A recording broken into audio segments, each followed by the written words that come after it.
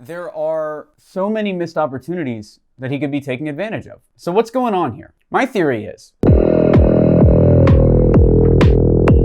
by the way, if you want the system that we're covering in this video as a free checklist, grab the link in the description. You can have a PDF of everything we talked about. I was talking to a friend the other day that's an artist, and he's amazing on Instagram. He's selling his art, he's doing well, and yet there are so many missed opportunities that he could be taking advantage of. He could be working for major brands. He could be collabing with other major artists. This guy already has a few good case studies. He could easily grow. And he knows it. We talked about it. He agreed that it was a great idea. That conversation happened 3 months ago, and he hasn't added another major case study. He hasn't had a brand collab yet. So what's going on here? My theory is, or actually my theory, you can see it in the real world. There's a huge group of people that never ask for things they're clearly qualified for.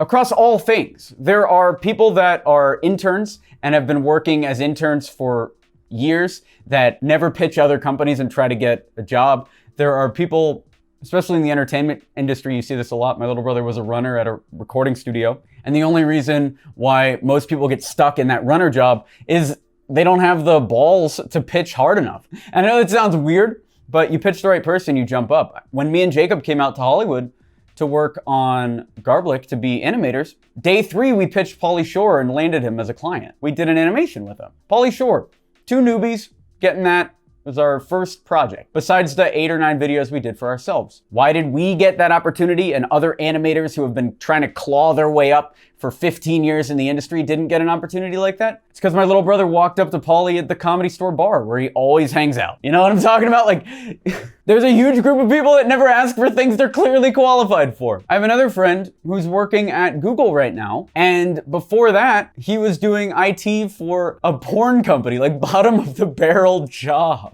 And he got a job at Google because apparently he was a great coder the whole time. He was just stuck at the porn company doing IT. And it was only by asking for a high-level Silicon Valley job, putting in the work to crack the coding interview and all that stuff, but all that information's online. It was only by asking that he got that job.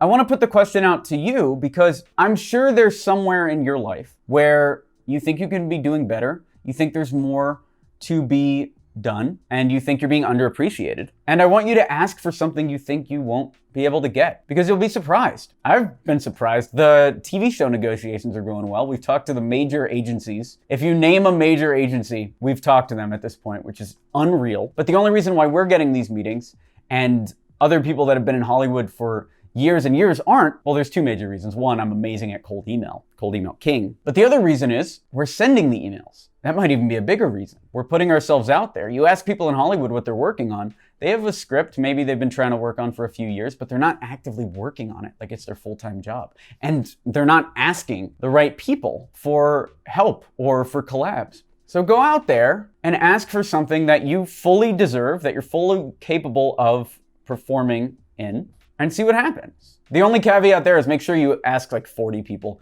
Don't give up after the first person says no, because your pitch will get better over time. And that's it. If we could fulfill even a little bit of the potential in the world, get some of these people that should be working with high-end brands, working with those brands, get some of these agencies that should be working with enterprise companies, working with those companies, we'd be in a much better spot. You're better than you think you are, and you deserve more than you're getting. So ask, and you will receive.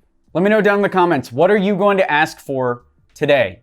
Then do it, then reply to your comment, tell me how it went. Running a cold email campaign is one of the easiest ways, one of the most straightforward ways I've found to get new clients. We've used it to match with most of the Fortune 500 for our agency clients and a lot of billion-dollar brands we've been able to sell. We've generated millions of dollars of revenue just from cold email. The problem is if you've tried cold email, it's not as straightforward and as easy as it looks. But luckily, we have put together the cold email optimization checklist, and you can have it for free. What this is the internal tool we use to optimize our cold email campaigns. This checklist will teach you or your team when to rewrite the subject line, when to rewrite the body of the email, what to put in the body of the email, how to check the email to make sure there's no errors before the send goes out. All of that in a very straightforward checklist, and you can have it for free. To get it, go over to experiment27.com/checklist, and you can have that download. Again, the URL is experiment27.com/checklist.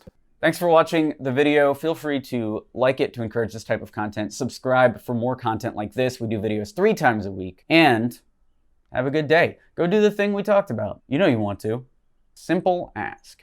All right, I'm Alex Berman. Talk to you later.